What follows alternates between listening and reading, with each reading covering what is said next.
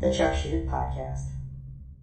I was trying to find out. I just wanted to know the story with Ozzy. Like, how did you become friends with him? And you, so I finally figured it out. Can you tell my audience? Because I love this story. You met him at a Christmas party, and the story is just—it's so real. It's not like this like glamorous rock star story. These are two real people that that got a connection. There was nothing glamorous about it. I was at one of Sharon and Ozzy's houses at a Christmas party.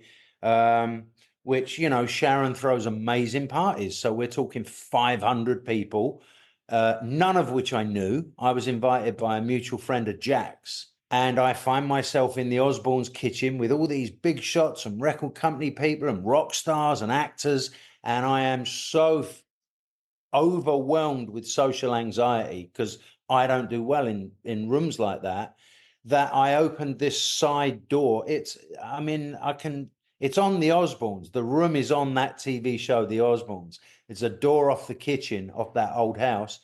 And the lights were off and it was really dim. And I shut the door to get away from this, what I perceived as huge pressure to be on and smile and happy. And I'm just not that guy a lot of the time.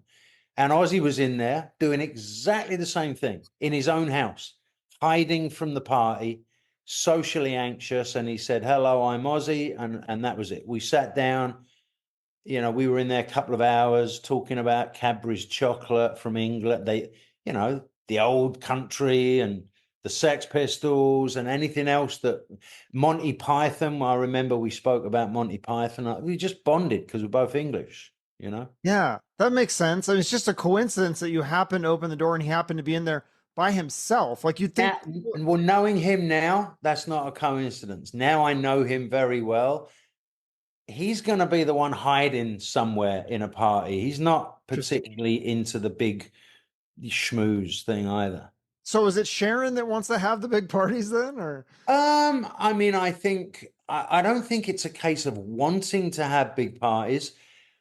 At some point, when you live in this town at that level, you're expected to have parties, you know, a release party or a Christmas party, or like people do from time to time. And it was just the Osbournes was massive on MTV or just kicking off.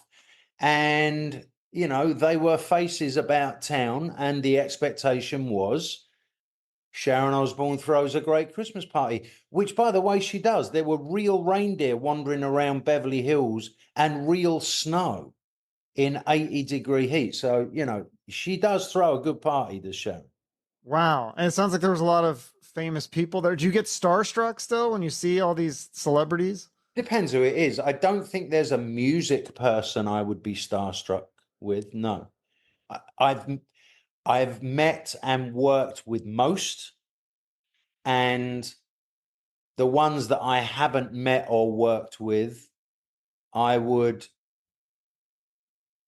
not be starstruck. I'd just be full of respect